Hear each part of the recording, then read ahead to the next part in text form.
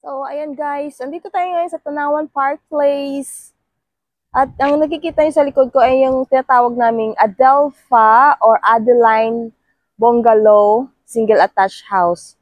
So, yung mga ang Adelpha kasi or Adeline Bungalow Attached House, may mga malalaking lot area. So, if this one yata nasa 105 to. So, ang bahay is around nasa 39 square meters lang or 40 square meters. Pero ang lot area is nasa 105 plus or 100 plus.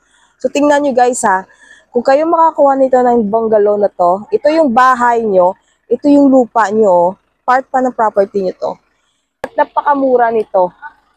Nasa 2 million or 2.3 million ang price, ang total contract price itong house. So, available ito ngayon sa Tanawan Park Place.